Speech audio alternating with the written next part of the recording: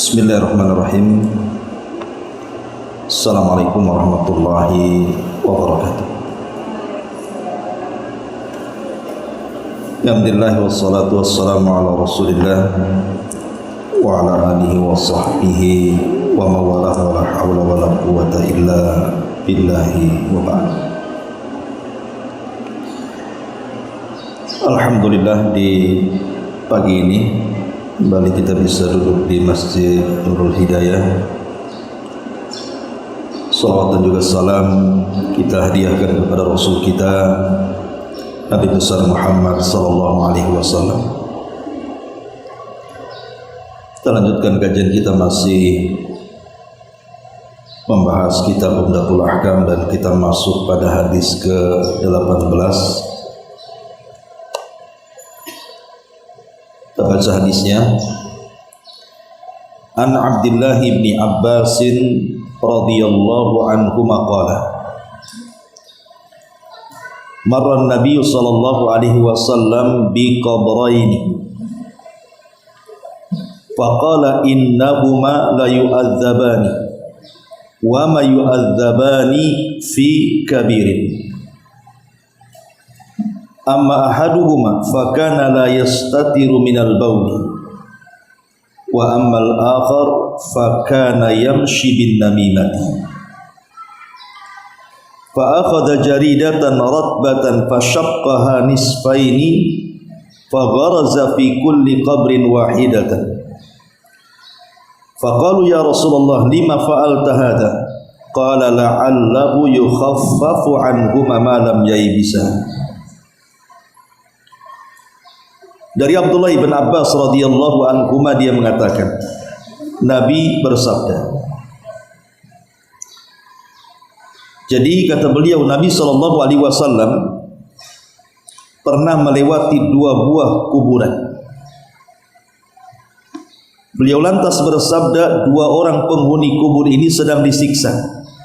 Maksudnya disiksa kubur. Keduanya disiksa lantaran perkara yang mereka sangka bukan dosa besar, padahal dosa besar. Salah seorang di antara keduanya tidak bertabir ketika kencing atau tidak menjaga air kencingnya. Sedangkan yang satunya lagi adalah orang yang suka mengadu domba. Dalam riwayat berghibah. Lantas Nabi SAW mengambil pelepah kurma yang masih basah dan membelahnya menjadi dua bagian. Lalu beliau menancapkan di masing-masing kubur tersebut satu belahan. Para sahabat pun heran dan bertanya, wahai Rasul, kenapa anda melakukan hal itu? Maka Rasul mengatakan, semoga ini bisa meringankan siksa yang menimpa keduanya selama kedua belah pelepah itu belum kering alias basah. Ma'asyiral muslimat yang dimuliakan Allah Azza wa Jalla, hadis ini dicantumkan oleh pengarang, dimasukkan dalam bab adab dalam istinja ataupun buang hajat, dari kalimat fakana la yastatiru minal bauli, di mana salah satu orang yang terkena azab kubur itu mereka tidak memelihara saat kencing, dengan tidak menabiri dirinya dari orang lain sehingga dikhawatirkan tertampak aurat, atau dalam riwayat dia tidak cebok, artinya habis kencing ya sudah. Mungkin bagi wanita agak risih ya, tapi bagi laki-laki yang mereka tidak paham hukumnya, biasa saja mereka kencing sudah, nggak pernah ada cebok gitu ya. Padahal ini dosa besar yang disangka dosa kecil. Ma'asyiral muslimat yang dimuliakan Allah Azza wa Jalla, baik kita kembangkan hadis ini. Hadis ini berbicara kepada kita tentang alam kubur. Hadis ini bicara tentang alam kubur. di mana salah satu keimanan yang wajib kita imani adalah kehidupan setelah kematian alias alam barzah dan hari akhir. Karena manusia itu kan akan bermarhalah menjadi 4 alam. Pertama di alam rahim,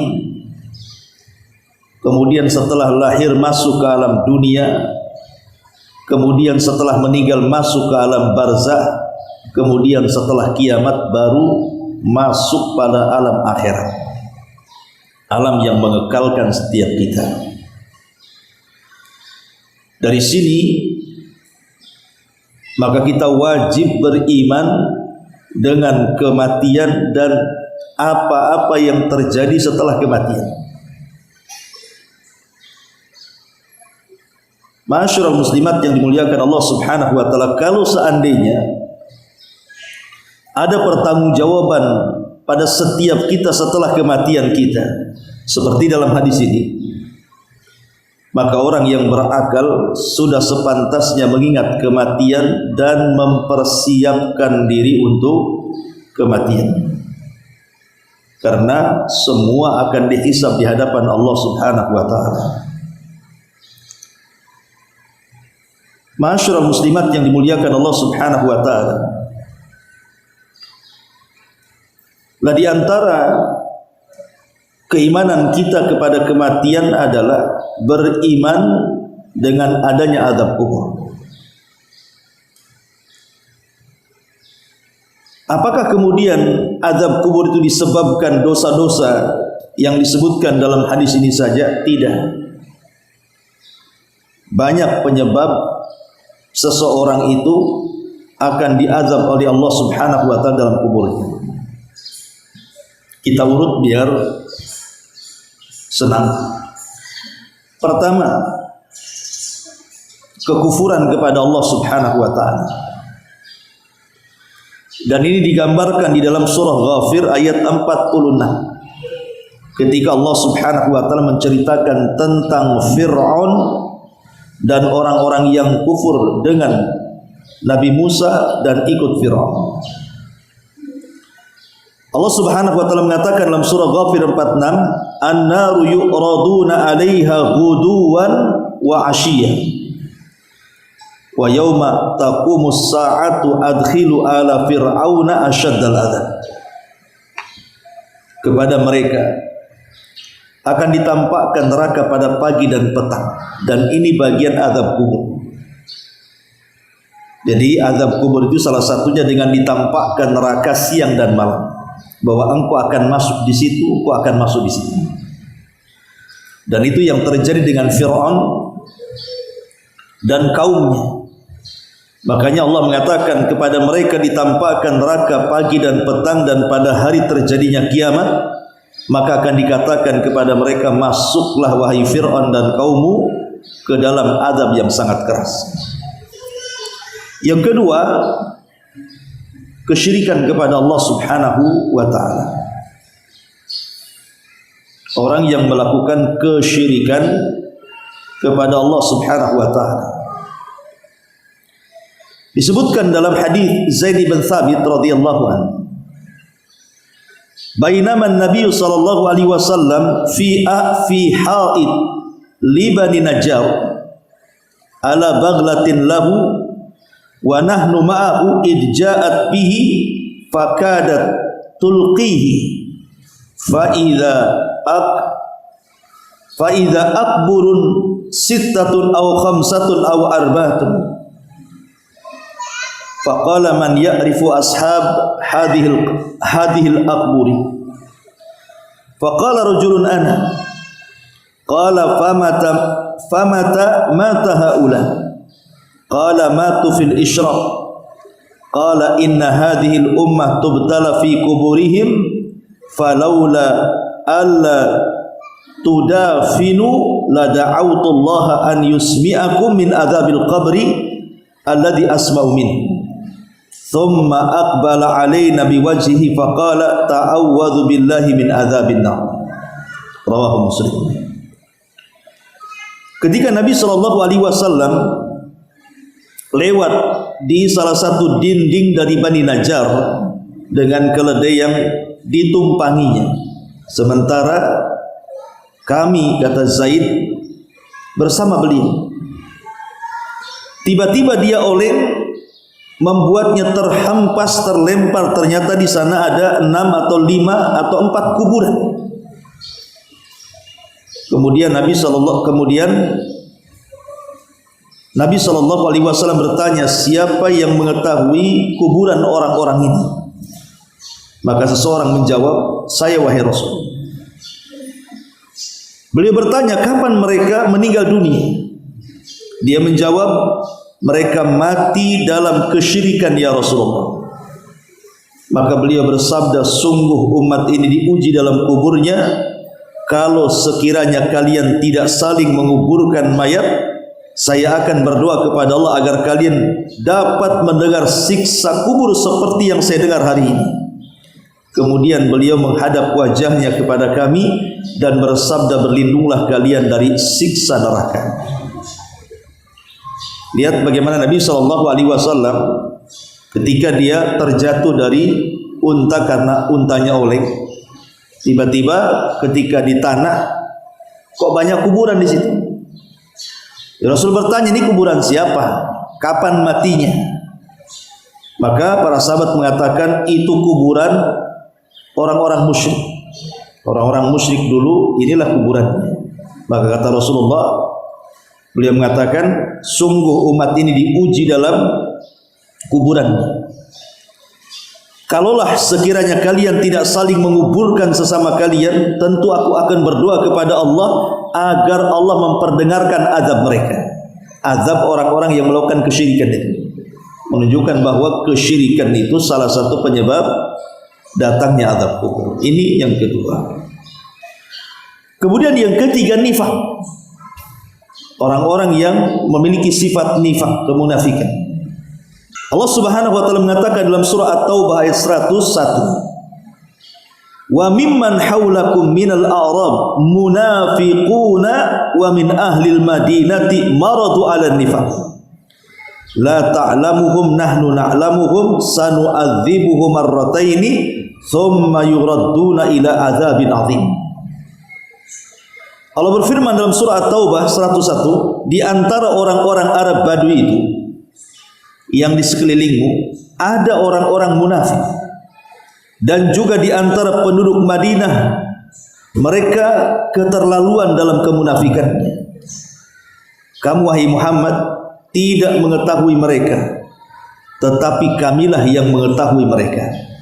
Nanti mereka akan kami azab 2 kali, kemudian mereka akan dikembalikan kepada azab yang lebih besar. Masyaallah muslimat yang dimuliakan Allah Subhanahu wa taala, di sini Allah Subhanahu wa taala mengatakan kalimat sanu'adzibuhum marratain. Mereka akan diazab 2 kali. Maksudnya adalah azab 2 kali itu, yang pertama azab dunia dan yang kedua azab di dalam kuburnya. Di mana menurut para ulama tafsir, seperti yang dikatakan oleh Qatadah dan Rabi ibn Anas rahimahumullahu ta'ala, bahwa yang dimaksud sanu'adzibuhum marrataini, azab yang pertama di dunia dan azab yang kedua dalam kuburnya. Berarti di sini kita tahu bahwa kemunafikan itu penyebab datangnya azab kubur. Ini yang ketiga. Yang keempat, orang-orang yang merubah syariat-syariat Allah Subhanahu wa taala. Allah haramkan, boleh jadi mengharamkan yang Allah halalkan, atau membuat-buat yang tidak dibuat Nabi, dan begitu seterusnya. Intinya merubah syariat. Ketika Nabi SAW bicara tentang sosok seorang laki-laki namanya Amr bin Luhai Al-Khuzai, Amr ibnu Amir Al-Khuzai, atau dikenal dengan Amr ibn Luhai Al-Khuzai. Itu dari kabilah Khuza'ah. ketika perang melawan kabilahnya Nabi Ismail, Jurhum kalah. Akhirnya Mekah dan sekitarnya dikuasai Khuza'ah, dan suku Jurhum kembali ke Yaman. Setelah menang, suku Khuza'ah ini menguasai Arab. Nanti Khuza'ah juga tumbang karena terkalahkan oleh Quraisy. Nanti Quraisy yang berkuasa. Jadi ini sebelum Quraisy, ada kabilah Khuza'ah itu menguasai Arab, dan sebelum Arab suku Jurhum, suku Ismail istri daripada Ismail alaihissalam. Jadi pemimpin Khuza'ah itu ada namanya Amr ibn Luhai. Dialah yang pertama kali membawa patung dari Syam namanya Hubal, kemudian diletakkan di dalam Ka'bah. Itulah patung pertama yang bertengger di Arab. Siapa yang menenggerkannya? Amr ibn Luhai al-Khuzai. Karena sebelumnya Mekah itu mereka semua ajarannya Ismail dan Ibrahim, artinya mentauhidkan Allah. Tapi setelah berlalunya jauh daripada zaman para nabi, apalagi kemudian kabilah Jurhum sendiri sudah terusir karena kalah dengan Khuza'ah, maka kesyirikan mulai menyebar. Lah yang pertama kali menyebar kesyirikan di Jazirah Arab setelah Ibrahim adalah Amr ibn Luhai al-Khuzai namanya.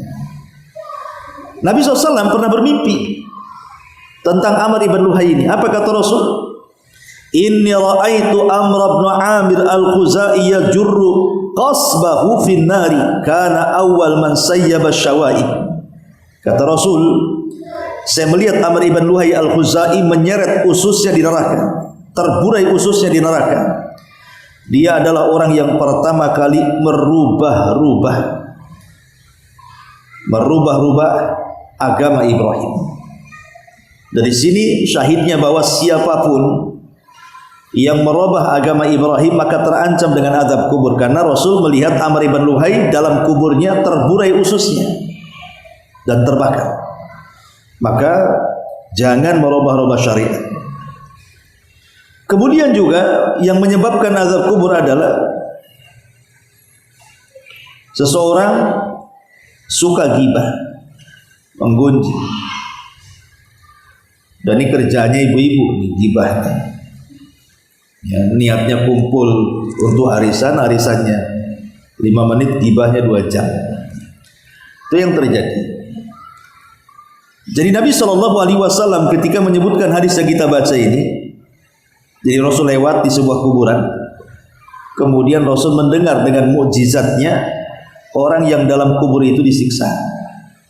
Kemudian Rasul mengatakan, tidaklah keduanya disiksa dengan dosa yang mereka anggap bukan dosa besar.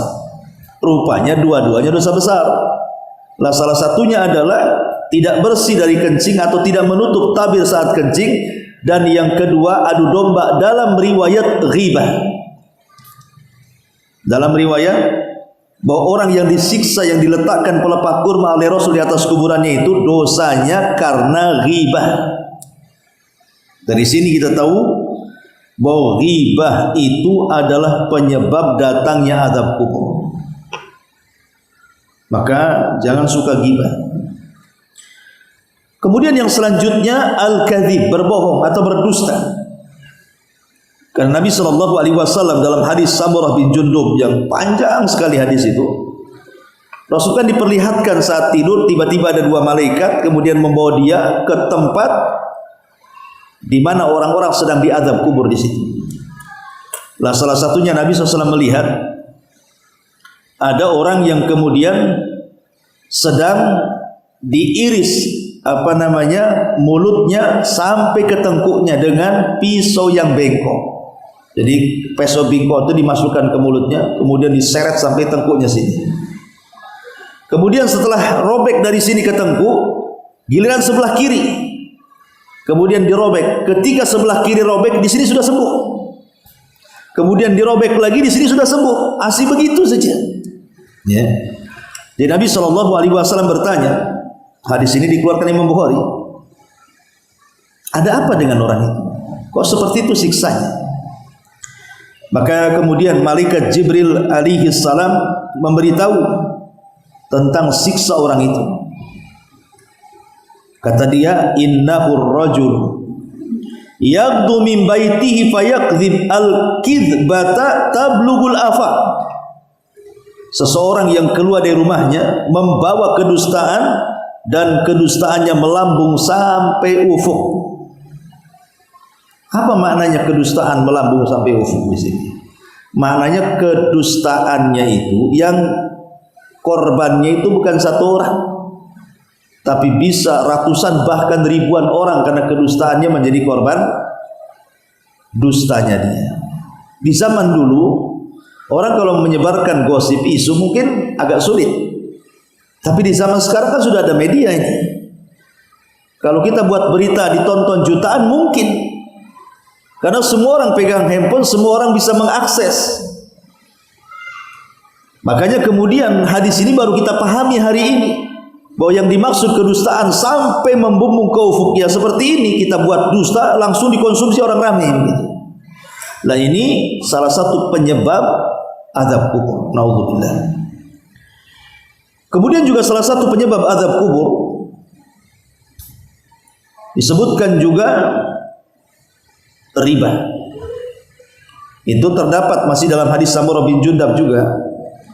Ketika Nabi SAW melihat atau diperlihatkan sungai yang berwarna merah atau sungai darah, tiba-tiba di tengah itu ada orang berenang, tidak pernah ke pinggir, berenang di tengah saja.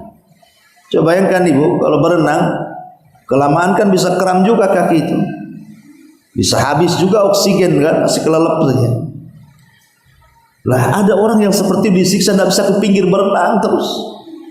Kenapa mereka tidak mau ke pinggir? Sebab di pinggir itu sudah ada para malaikat dengan batu-batu di tangannya. Setiap dia ke pinggir maka mulutnya akan dibuka dan akan dijejelkan batu ke dalamnya. Sehingga serba salah mereka. Mau ke pinggir salah, di tengah juga salah, kecapean. Makanya Nabi SAW kemudian bertanya, itu azab apa orang kayak gitu? Kok siksanya kayak gitu banget gitu ya? Maka Nabi SAW mengatakan, Jibril mengatakan, fa innahu akilur riba, orang itu pemakan riba katanya. Naudzubillah. Ya, jadi riba itu salah satu mengundang azab kubur. Kemudian yang selanjutnya zina, dan itu masih dalam hadis Samurah bin Jundab tadi, di mana Nabi SAW diperlihatkan satu kuali besar. Kemudian di situ ada orang yang terpanggang dalam kuali itu, menjerit-jerit dan berteriak-teriak dengan suara yang sangat kencang kesakitan. Rupanya di dalamnya ada wanita dan laki-laki telanjang yang sedang digoreng. Kemudian Rasulullah SAW bertanya, apa dosanya wahai Rasul orang itu? Maka Rasul mengatakan, mereka adalah orang-orang yang berzina, laki-laki yang berzina dan wanita yang berzina. Kemudian juga di antara yang menyebabkan azab kubur, orang-orang yang mereka pandai menyeru kebaikan tapi tidak pernah melaksanakan. Salat, dia sendiri tak salat. Puasalah, dia sendiri tak puasa. Kapan kau haji? Kau kaya pun tak haji. Jadi ada orang-orang itu yang pandai ngomong tapi tidak pandai melakukan. Ngajak orang baik tapi dia tidak baik. Maka itu pun dijelaskan dalam hadis Anas ibn Malik radhiyallahu an. Nabi SAW mengatakan, ra'aitu lailatal isra, ra'aitu lailatan usriyabi rijalan tuqradu shifahuhum bimaqaridi min nar. Saat melakukan Isra Mi'raj, kata Rasul, saya melihat beberapa orang yang mulutnya dipotong-potong dengan gunting api. Jadi lidahnya itu keluar, kemudian dipotong-potong sama gunting api. Naudzubillah. Fakultu, aku katakan, kata Rasul, man haula ya Jibril, siapa mereka itu? Apa dosanya? Maka Rasul SAW mengatakan, al-khutaba'u min ummatik ya'muruna an-nasa bil birri wa yansawna anfusahum wa hum yasluna al-kitab afala ya'qilun. Kata Jibril, mereka adalah umatmu yang memerintahkan orang-orang melakukan kebaikan tapi mereka melupakan diri mereka sendiri. padahal mereka membaca Al-Quran, apakah mereka tidak berfikir?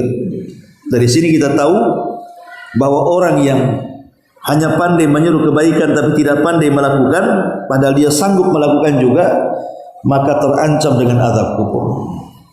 Kemudian selanjutnya, dengan sengaja buka puasa di bulan Ramadan di siang hari. Dia sebenarnya sahur, kemudian dia puasa paginya, siang-siang dia ambil nasi, dia makan. Bukan karena sakit, bukan karena safar, enggak, memang pengen makan aja, sengaja membatalkan. Maka yang seperti ini disebutkan dalam hadis Abu Umamah Al-Bahili radhiyallahu an, Nabi mendengar bahwa ketika dia tertidur, tiba-tiba ada dua orang yang mengapit dia, kemudian dibawa ke sebuah gunung. Ketika di atas gunung, kata Nabi SAW, aku mendengar suara teriakan yang luar biasa kesakitannya, yang tidak ada yang tahu rasa sakitnya kecuali Allah. Kemudian Rasul bersabda, bertanya kepada Jibril, siapa mereka? Kemudian Jibril mengatakan, mereka adalah orang-orang yang berbuka puasa di siang bolong bulan Ramadan. Disiksa, sedang disiksa melolong suaranya. Kemudian juga al-ghulul, mencuri dan dari harta rampasan perang, atau mungkin bahasa sekarang korupsi. Ya, korupsi di pemerintahan, itu namanya al-ghulul namanya. Ghulul itu bukan hak dia diambil, tapi dia ambil, itulah disebut korupsi. Lah, orang-orang yang melakukan korupsi atau para koruptor itu, maka mereka terancam, mereka akan mendapatkan azab kubur. Kemudian juga yang selanjutnya adalah seorang laki-laki yang isbal. Seorang laki-laki yang isbal, di mana pakaiannya melebihi mata kaki. Nabi SAW mengatakan, walladhi nafsi biyadi, inna syamlata ay athawb. An-Nabi SAW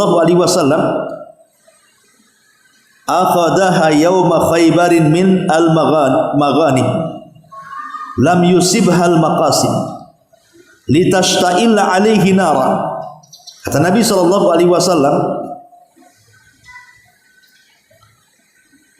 demi jiwaku berada di tangannya, sesungguhnya baju yang diambilnya pada perang Khaybar dari harta rampasan perang yang belum dibagikan akan terbakar oleh api neraka dan akan menyiksanya. Maksudnya menyiksanya dalam kuburnya. Ini juga termasuk sebab-sebab azab kubur. Termasuk juga azab kubur itu, mereka orang-orang yang suka hutang tapi tak mau bayar, itu terancam dengan azab kubur. Jangankan terancam dengan azab kubur, para syuhada itu, kalau seandainya nanti pada hari kiamat harusnya mereka masuk surga, tapi tertahan karena hutangnya. Tertahan karena hutangnya. Coba bayangkan hutang ini menahan para syuhada, tidak bisa masuk surga karena terkena hutang. Dan harus dibayar, kalau tidak dia tidak akan masuk surga. Jadi hutang ini juga kalau tak bayar, ini salah satu penyebab azab kubur. Ma'asyiral muslimat yang dimuliakan Allah Azza wa Jalla, termasuk juga an-niyah. Niyah itu apa, Bu? Seseorang yang ditinggal meninggal orang yang dicintainya, kemudian dia mengucapkan kalimat-kalimat seolah-olah tidak percaya dengan takdir Allah. Kadang-kadang memukul pipi, memukul paha, guling-guling, mengambil gunting, macam-macam lah perlakuan niyah itu. Lah itu akan mengakibatkan azab kubur bagi keluarganya.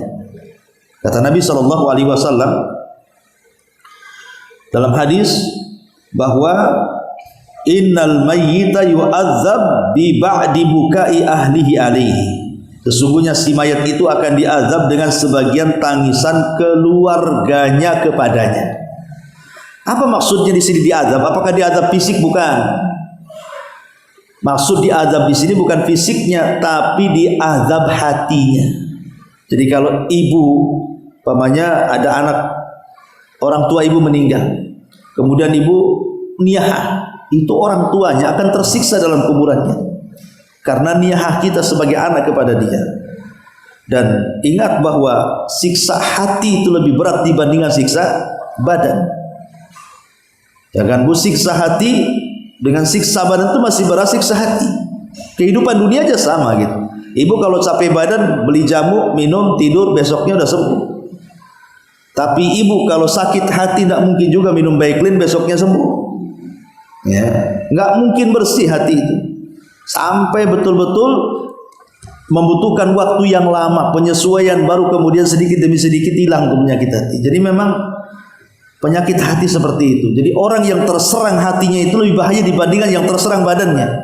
Lah orang yang sudah meninggal kalau ditangisi orang hidup maka dia hakikatnya menyerang hatinya tuh. Sehingga dia tersiksa dalam kuburannya. Nah, inilah diantara penyebab azab kubur. Lah termasuk juga di sini orang yang mereka berjalan dengan namimah atau orang yang mereka tidak cebok atau tidak membuat tabir saat buang hajat ataupun buang hajat kecil atau hajat besar. Ma'asyiral muslimat yang dimuliakan Allah Azza wa Jalla. Adapun tentang bagaimana caranya supaya kita terhindar dari fitnah dan azab kubur ini, pertama tentu berdoa. Berdoa kepada Allah agar kita dijauhkan dari azab kubur, dan itu dianjurkan di dalam Islam, terutama ketika ibu sedang sholat wajib pada tasawuf yang terakhir setelah membaca sholawat. Tahiyat, syahadat, sholawat, baru membaca 4 perlindungan. Lah salah satu dari 4 perlindungan itu berlindung dari azab kubur. Ini yang pertama. Berdoa kepada Allah supaya kita tidak terkena azab kubur. Yang kedua, orang yang mati syahid. Ketika ditanya, ya Rasulullah, kenapa orang yang mati syahid mereka tidak ditanya, tidak diuji? Maka Rasul mengatakan, kafa bi barikatis suyuf ala ra'sihi fitnah. Cukuplah kilatan pedang yang selalu mengancam kepalanya itu menjadi fitnah di dunia. Masa difitnah lagi di akhirat? Nah, ini orang mati syahid maka terhindar dari azab kubur. Kemudian yang ketiga,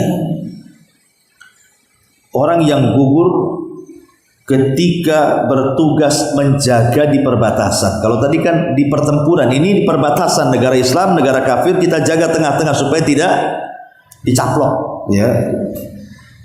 Kalau seandainya Allah Subhanahu wa taala takdirkan dia meninggal saat melakukan penjagaan di perbatasan itu, karena rawan penjaga di perbatasan itu rawan, Bu. Karena bisa saja diserahkan itu. Makanya hadiahnya mereka tidak akan mendapatkan azab kubur. Kemudian yang keempat, seseorang yang meninggal di hari Jumat. Itu kalau orang baik, Bu, ya. Kalau dia orang baik, Allah pilihkan meninggalnya di hari Jumat, insya Allah dia husnul khotimah. Tapi kalau orang jahat meninggal di hari Jumat, bukan tanda husnul khotimah. Ya. Karena Rasul mengatakan, ma min muslim yamutu yaumal jum'ah aw lailatal jum'ah illa waqahu Allahu fitnatal qabri. Setiap muslim yang meninggal pada hari Jumat akan dijaga oleh Allah dari fitnah kubur, dan ini menunjukkan bahwa kemuliaan hari Jumat. Kemudian juga yang kelima, seseorang yang meninggal karena sakit perut. Sakit kali perutnya, tiba-tiba meninggal dengan sebab itu.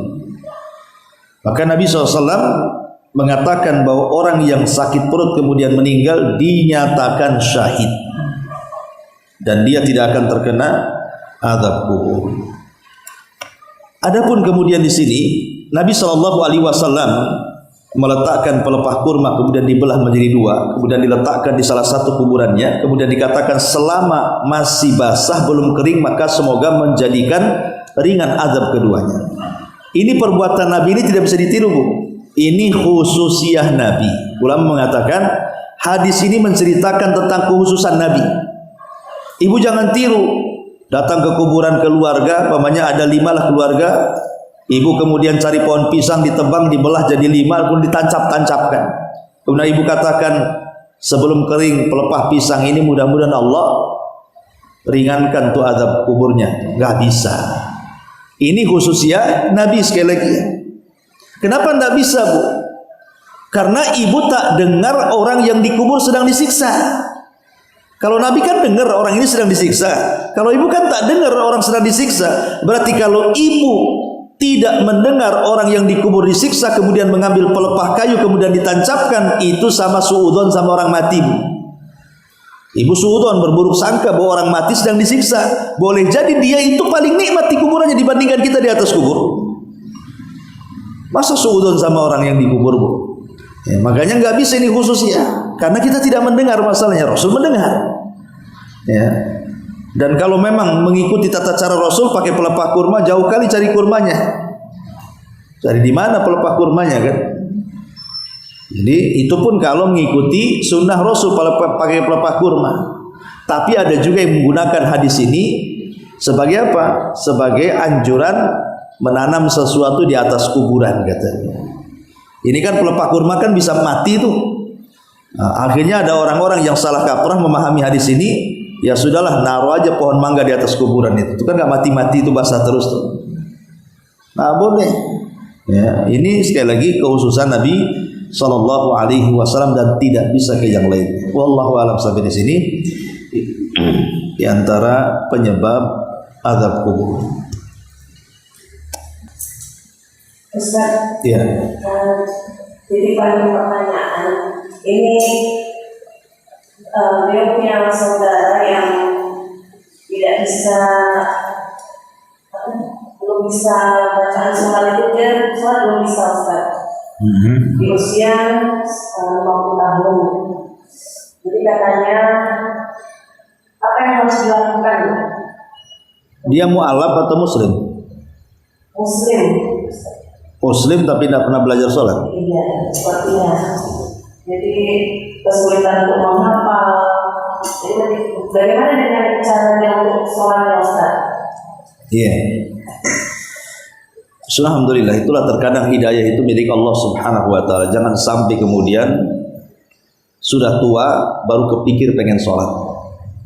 Tapi oke lah, Allah masih berikan hidayah kepada orang-orang yang sudah tua itu masih pengen sholat. Tapi masalahnya ketika dia tidak belajar di masa muda, akhirnya bingung pula cara sholat. Maka kalau dia ingin sholat, yang penting itu bacaan Fatihah. Kalau tidak bisa juga bacaan Fatihah, maka cukup takbir, tahlil, tahmid, itu saja baca.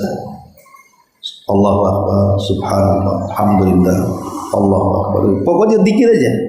Tapi gerakannya kan dia bisa. Kalau memang dia tidak paham apa yang dibaca, berzikir saja di situ. Dengan tahmid, takbir, tahlil. Ya, tapi sambil belajar. Ini bagi orang yang mu'alaf baru masuk Islam, belum tahu Quran, ya pengen sholat, ya begitu caranya, ajarinya. Pokoknya setiap gerakan dalam sholat baca itu, takbir, tahmid, tasbih, itu ya, diulang-ulang. Wallahu a'lam.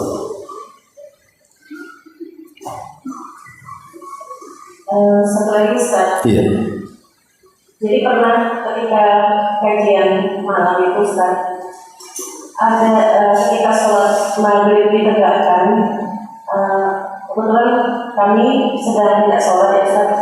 Jadi ada ibu-ibu yang orang sudah berdiri dengan safnya masing-masing, tiba-tiba datang seorang ibu-ibu sholat langsung mengambil tempat yang tidak sejajar dengan saf yang ada Ustaz. Jadi dia agak lebih maju ke depan satu langkah, sehingga dia tidak memiliki saf. Nah, akhirnya inisiatif umat yang lain, mungkin karena tidak tahu beliau atau apa, ditarik ke belakang. Apakah seperti itu disejajarkan dengan saf yang ada? Apakah itu tindakan seperti itu diperbolehkan Ustaz? Ya mestinya ditarik. Kalau memang dia sedang sholat, ya kita tarik, disejajarkan. Memang begitu. Cuman kalau seandainya kemudian seseorang itu lebih bijak lagi, sebelum itu dia kasih tahu, maka kasih tahu dulu lebih baik gitu kan. Kalau asal tarik dia jamaah baru, nanti dia berpikir jamaah apa nih kok sholat narik-narik. Artinya saat itu dia langsung datang terlambat, langsung sholat. Jadi kita yang ya biarin aja, karena tidak membatalkan sholat. Tidak. ditarik apa Yang maksudnya gini lah, merapatkan saf itu kan sunnah hukumnya.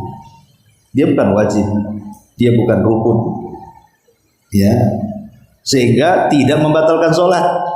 Sekalipun mamanya centang perenang gitu kan, rapat, enggak itu enggak membatalkan sholat. Cuman konsekuensinya adalah Allah akan membuat hati kita berpecah di situ. Tapi dia bukan masuk pada rukun lain, kalau tidak menghadap kiblat batal. tidak berdiri batal, itu enggak. Kalau merapatkan saf ini sunnah hukum. Ya, tapi walaupun sunnah jangan sampai ditinggalkan. Tapi kalau dalam kondisi maksudnya sholat kemudian ditarik gitu ya, ya lihat-lihat orang aja lah. Takutnya tersinggung pula. Yang tadinya mau ngaji di sini, akhirnya seumur hidup pula 7 turunan tak mengaji ke sini gara-gara ditarik.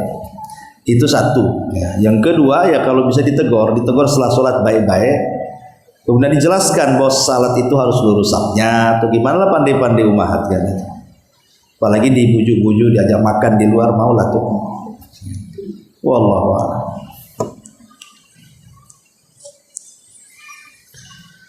Taib, belum ada. Kita tutup. Subhanallah bihamdika, asyhadu an la ilaha illa anta astaghfiruka wa atubu ilaik.